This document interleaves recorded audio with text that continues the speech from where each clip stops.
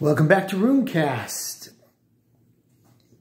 Okay, guys, tonight I'm going to go over some book reviews.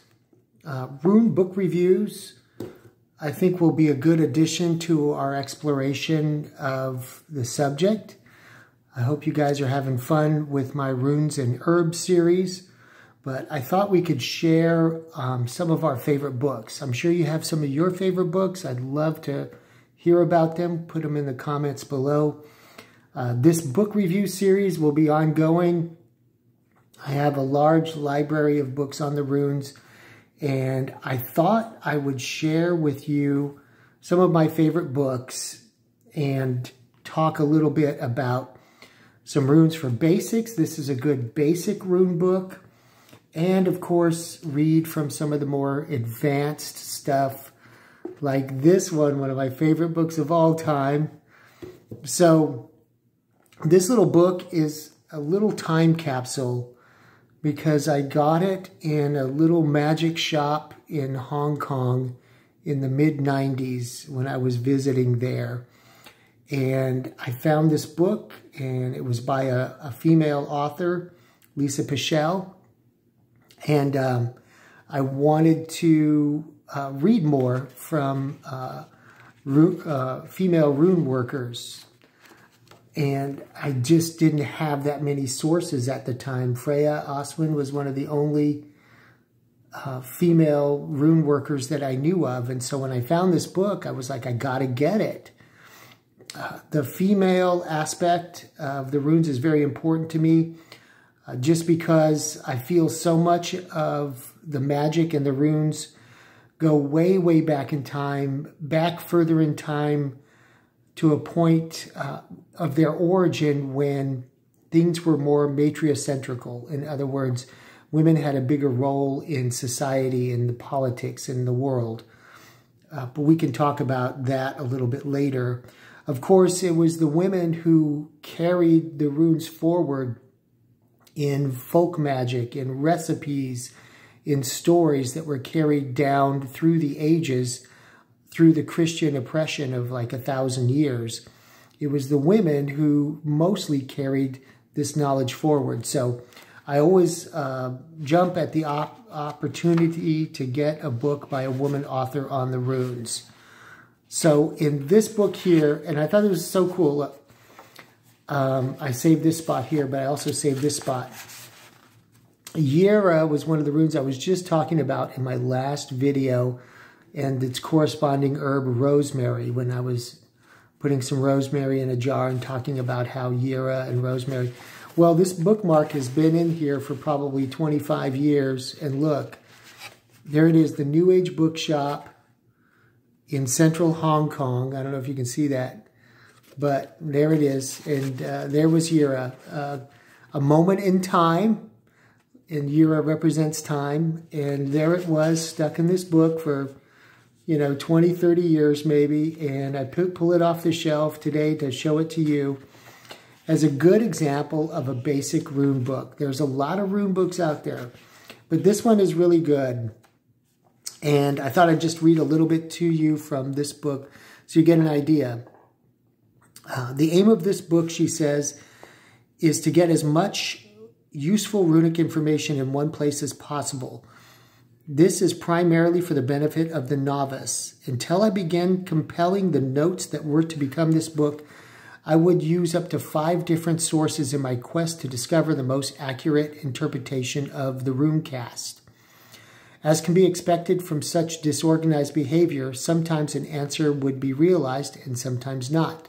Flipping through reams of information is not conducive in the least bit to gaining the true inner meaning of the runes in question. This was the period in my runic development in which I learned that you cannot accurately divine from a book.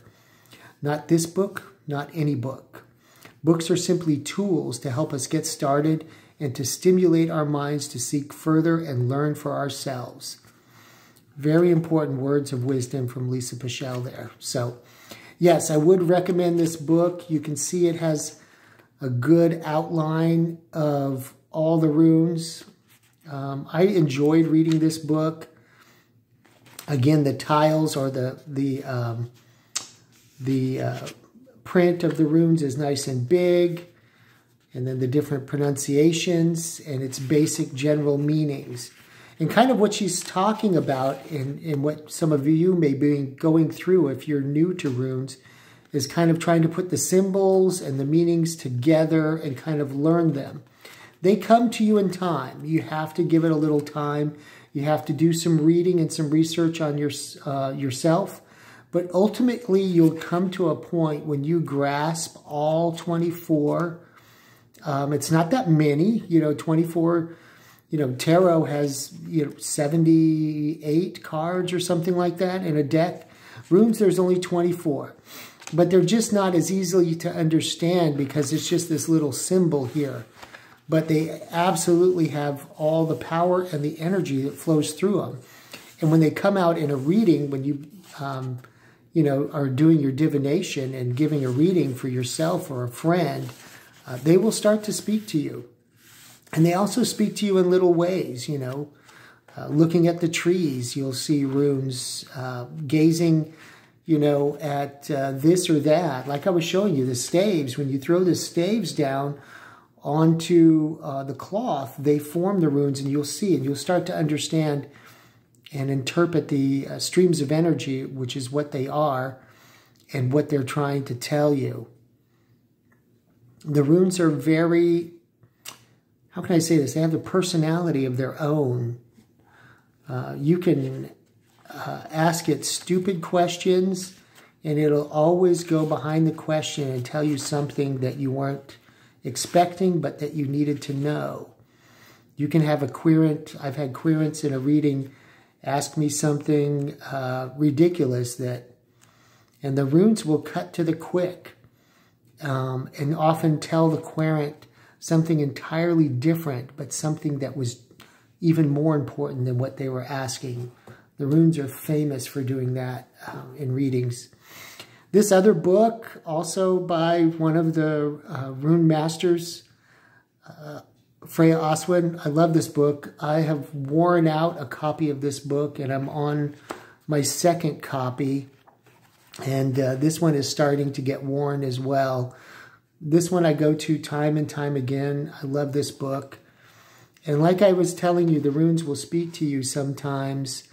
They were today. Today was a very hot day, probably over 100 degrees outside. And I'd been inside all day. And when I went outside and felt the sun on my face and the heat around me, I couldn't help but think about Suelu or Seagull or Sigil, some people call it soul or sun. And I thought a little bit about the sun goddess, which fascinates me. She may have been one of the oldest of our deities. And our word sun comes from her name. So every time you talk about the sun, you're speaking about her. And this is the first place in these pages in Freya's book is the first time I ever saw her name and knew that she was part of the old pantheon of gods. And let me see if I can find it in here. She talks about the sun goddess. And Freya's book is, a little more in depth. She talks about workings as well as divination, as well as the gods and goddesses that these forms and streams of energy are part of. So I like her little pictures here. They're pretty amazing. But here in this text, I think somewhere in here, and I'll find it for us, is where I first saw the sun goddess's name, Sunna or Suna.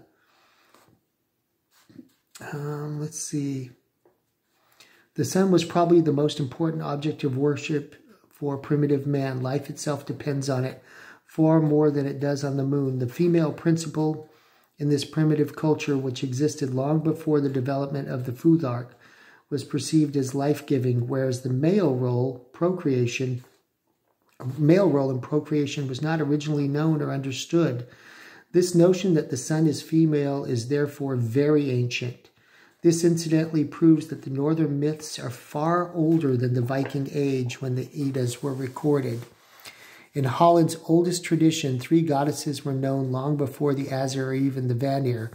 They were Anbet, who represented the earth, Wilbet, governing the moon, and Barbet, ruling the sun. Traces of worship of Barbet, the sun goddess, lingered into the Christian era when she was Christianized as Saint Barbara. In the northern mythology, the deity associated with the sun is the goddess Suna. There it is.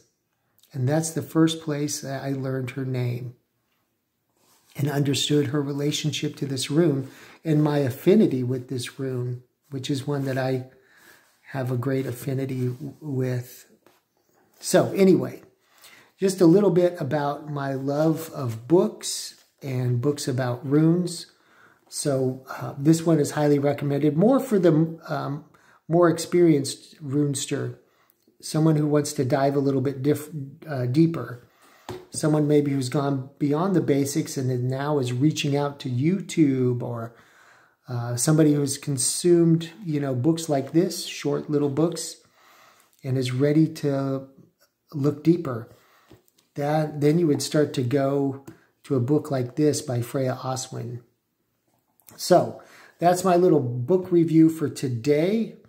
Please share any books that you love in the comments below. I'd love to talk about them. Thanks again for watching, and I'll see you on the next video.